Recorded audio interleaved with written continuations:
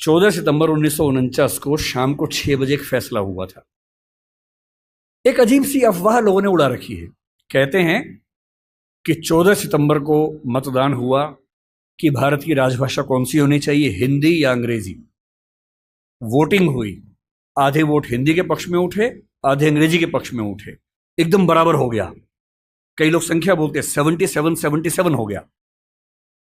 और तब स्पीकर ने, डॉक्टर राजेंद्र प्रसाद ने अपना कास्टिंग वोट दिया, क्योंकि उनके पास अधिकार है कि वोट डाल सकते हैं लास्ट में, अगर बराबर हो जाए तो, हिंदी के पक्ष में दिया और इससे हिंदी भारत की राजभाषा हो गई। इससे बड़ा कोई झूठ नहीं है।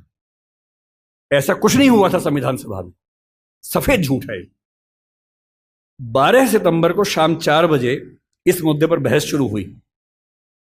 संविधान सभा की डिबेट्स पढ़ के देखिए, 180 पेज की डिबेट है राजभाषा की। 180 पेज, एक दो पेज का मामला नहीं है। संविधान सभा के वॉल्यूम 9 में ध्यान से पढ़िए, पेज नंबर लगभग 1130 से 1390 के आसपास का मामला है। 180 पेज की डिबेट है, उसमें खूब मुद्दे हैं। छोटी मोटी वोटिंग हो रही है के मामलों में।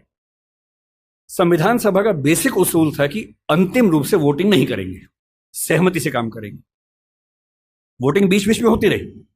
पहला विवाद यह था कि राजभाषा कौन सी हो, हिंदी हो कि अंग्रेजी हो या हिंदुस्तानी हो। अंग्रेजी पर तो बात थी नहीं, हिंदी या हिंदुस्तानी। महात्मा गांधी हिंदुस्तानी कहते थे, पर 1949 में वो थे नहीं। उनका हिंदुस्तानी का मतलब था हिंदी उर्दू का मिक्सचर, जो देवनागरी और फारसी में लिखी जा सके। दूसरा स्कूल ऑफ थॉट हिंदी की बात करता था। अंत में सहमति बनी, हिंदी ही भारत की राजभाषा होगी। राजभाषा यानी सरकारी कामकाज की भाषा। दूसरा सवाल था कि लिपि कौन सी हो, देवनागरी हो, कुछ ने कहा कि देवनागरी और फारसी हो, कि हिंदी को फारसी में भी लिख सके। कुछ ने कहा देवनागरी और रोमन हो, हिंदी को रोमन में, जैसे व्हाट्सएप में लिखते हैं वैसे लिख सके। खूब विवाद हुआ। अंत में हुआ कि देवनागरी ही लिपि होगी।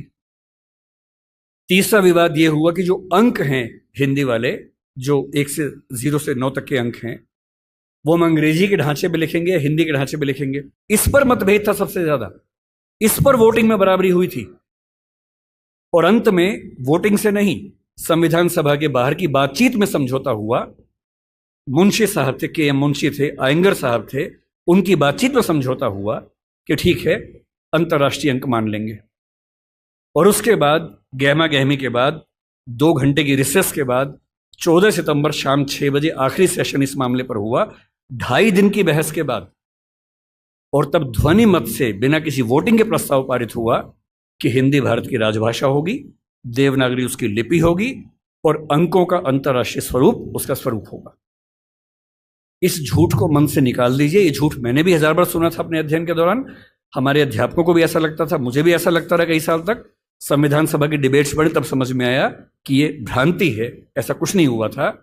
पूरी सहमति के साथ भारत की राजभाषा हिंदी बनी थी 14 सितंबर को, और इसलिए आज के दिन को हम लोग हिंदी दिवस मानते हैं।